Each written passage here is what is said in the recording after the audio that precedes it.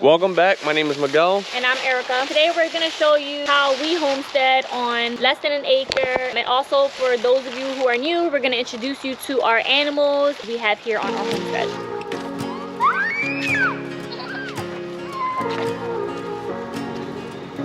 And before we start, we just want to say thank you to all the subscribers. We reached 1,000 subscribers. You fucking rule! Go To us, that's a big deal. So let's keep going. So share this, like this, and subscribe. So let's start off here in this area. This is kind of a part of our backyard. Chicken run, chicken coop. And we recently added, I think I want to say about 16 more hens this last spring that just passed. It's getting pretty dark out right now. It's pretty late, so they're not all running around. But if you could take a look, this is what we have going on. And this is our run. What we didn't show last time was that Mikey did extend the run. So if you come over here, I'll show you. When we did get the new hens, he extended the run, and this is what we ended up coming up with, which is this. So this is pretty low maintenance, cost effective, and pretty fast to put together. It doesn't really take much. This is just chicken wire. If you have chickens, or if you're thinking about getting chickens, it's really pretty easy. They just need a nice dry coop, and then you can just Google and whatever is easiest for you, make them a little run. We are down to just one rooster. We had, how many, 3?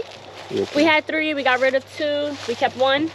And yeah, this is our situation right now. They're all hopping in because they're all ready to go to bed. So when we purchased our new hens last spring, I think I got Easter eggers and prairie bluebells. So I didn't collect eggs today, and this is what we have. So far, they are a little dirty, but if you take a look, this is why I purchased those types of hens, especially for this beautiful little green one. This comes from our green eggers. Unfortunately, I did purchase, I believe, 6 prairie bluebells, which are supposed to give you the blue eggs, and I got no blue eggs. I was getting 1 blue egg, and for some reason, we don't know what happened, but I came out one morning and that hen was just dead. Don't know what happened. We do think that it is because we had too many roosters for the amount of hens that we had. So right here on this side, if you remember, this is Timmy. Timmy is one of our first animals that we got here on the farm. He is a mini potbelly pig, and he does nothing for us. He is just a pet. We just got some hog panel right here, and this is pretty much how Mikey fences him in. We move him every, I want to say 3 weeks, and that's just what we do for him. So if you come this way, guys, all of this is, I just want to make this clear that all of this is done on less than an acre. If you look, I get that Timmy's on that side, and you'll see where we're going back here for our other pig. It does look like it's a lot, but it's just because we have them spread out. If we were to put all the animals together, it would be on less than an acre. So that's just what you can do this even on less than that. Today, guys, me say I love you together, and today me and mommy to feed the animals. Back here is where we have Carter and Elizabeth. So if you don't know, let me introduce you to them. This girl right here, this is Elizabeth, and over here, this guy right here is Carter.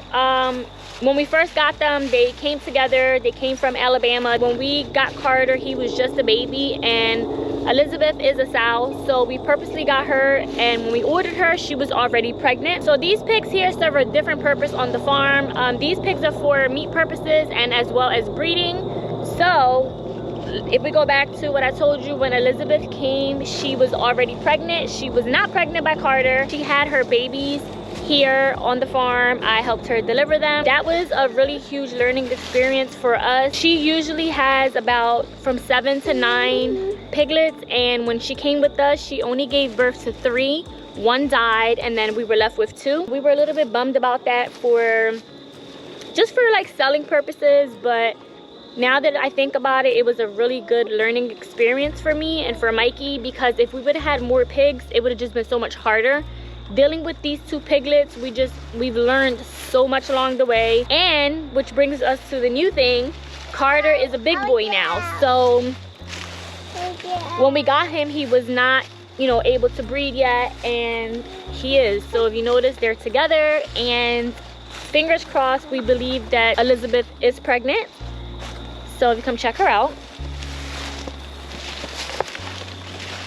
We're planning to get her pregnant around January so that she had her babies in the springtime. And I'm almost sure she's pregnant. I feel like I learned a lot with her the first time, and when she first came here, she was newly pregnant, so no belly, no anything. So I did get to see her body grow, and I'm pretty confident that she's pregnant again this time. Fencing that we have here are the Premier One hog fencing, and we love it. It's super easy. We've learned with Timmy's hog panel that is not the way to go. So if you really want to invest in a fence, I would say totally invest in this one.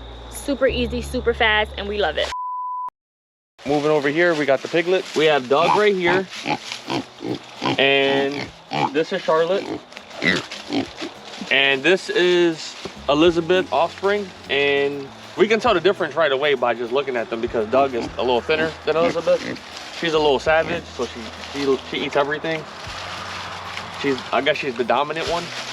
But anyway, so with our purpose with these two are, we will be mating Charlotte with Carter once she becomes of age, and Doug, we are going to raise him for meat.